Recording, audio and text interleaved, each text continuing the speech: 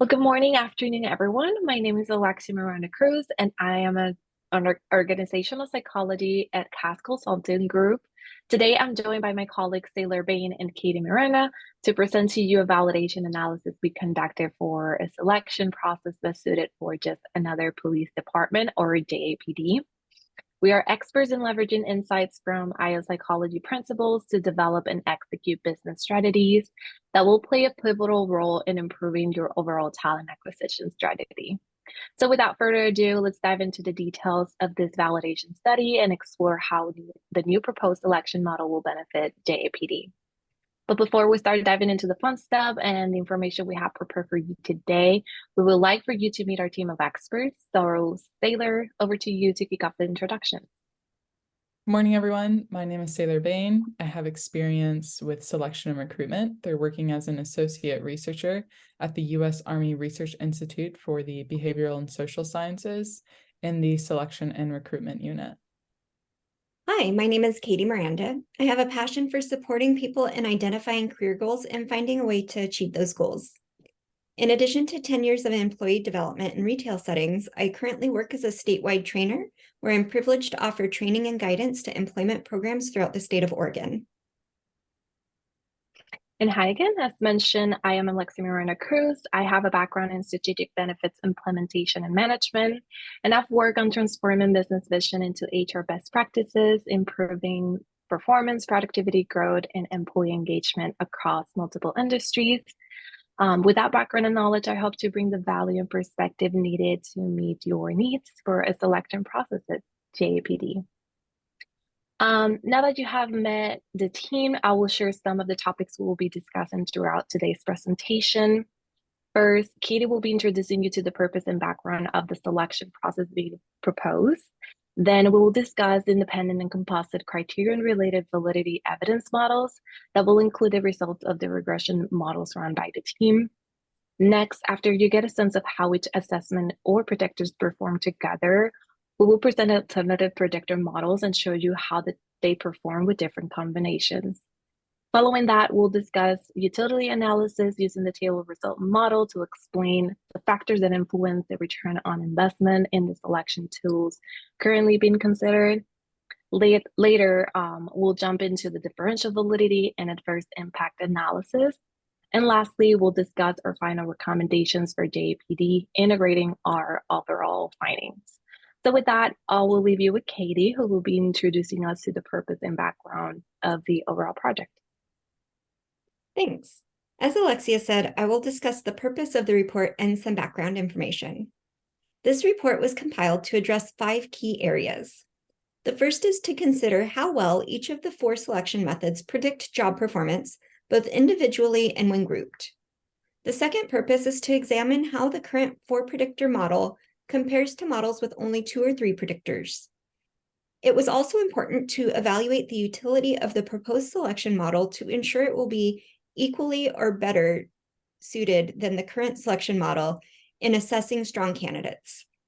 We also considered and assessed aspects of fairness and legal risk and the level of adverse impact occurring at different selection levels. Lastly, we provided a recommendation for selection methods that we believe will be more cost-effective and at least equally as valid as the current model in use. In order to satisfy the purpose of the report, we analyzed some background information. We gathered data and information from JAPD as well as outside sources. We isolated 9 knowledge, skills, abilities, and other characteristics that are critical to performing well as a police officer. Those are communication skills in English, somebody's abilities in reading, writing, and speaking, judgment and decision-making skills, where a person can consider the cost and benefit of an action and choose the best ones, critical thinking skills, where one can consider the facts, evidence, and information to come to an unbiased conclusion, knowledge in a variety of areas, such as law, government, public safety, security, customer service, and telecommunications. Deductive reasoning, where we apply known rules to specific problems in a way that makes sense. Inductive reasoning, where one can combine pieces of information to come to a conclusion. And finally, problem sensitivity, which is being able to identify when something is about to go wrong or is currently wrong. We then compared assessments to see which ones assessed for each of the 9 KSAOs. GMA tests assess a person's general mental ability. Commonly used structured interviews assess a person's behavior. In-basket assessments look at someone's potential job performance, and a test of their knowledge of police procedures. As you can see in the chart, each assessment measures different KSAOs. Saylor will explain a little more about the findings. Independent criterion-related validity evidence examines how well each selection method independently predicts job performance. For this analysis, each selection method was individually correlated with job performance. These correlations are the validity estimates that are shown here in the middle column on the slide. As you can see, GMA tests share a strong relationship with job performance, which means that GMA tests have the best ability to predict job performance. In-basket assessments have a medium strength independent criterion-related validity coefficient, suggesting that this predictor shares a moderate relationship with job performance and does predict job performance, but not as accurately as GMA tests. Since knowledge of police procedures and structured interviews have weak independent criterion-related validity coefficients, these predictors have a limited relationship with performance and a limited ability to predict performance scores. Composite criterion-related validity examines the accuracy of all the selection methods collectively in predicting performance scores. Given all 4 predictors were included in the model, the results demonstrated that 0.26 is the composite criterion-related validity estimate for the current selection model. This data suggests that applicants who score higher on the current methods are more likely to have higher job performance scores than those who perform lower on the selection practices. Additionally, results illustrate that GMA tests, structured interviews, knowledge of police procedures, and in-basket assessments together account for 25% of the variance in job performance. The 4 predictor selection process accounts for a moderate amount of variance in job performance scores.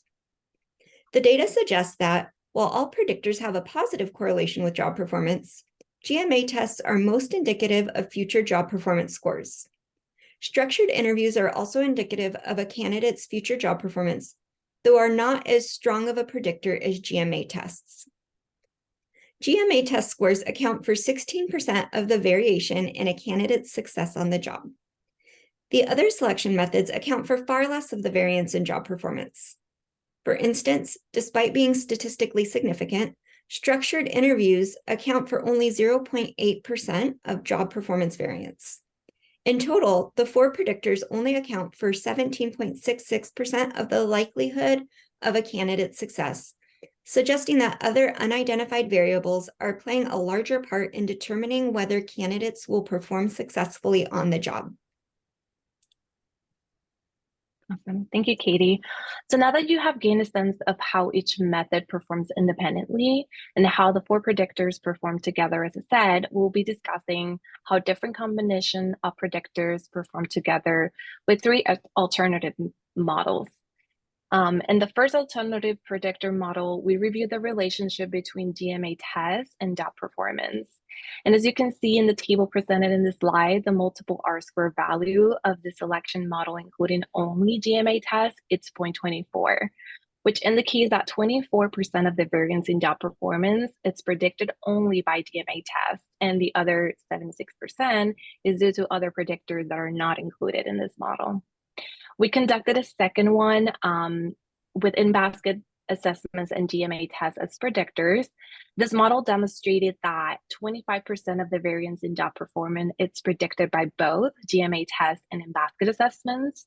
So in comparison with the model, this 2 predictor model shows that including in-basket assessment only explains 1% more of the variance in job performance.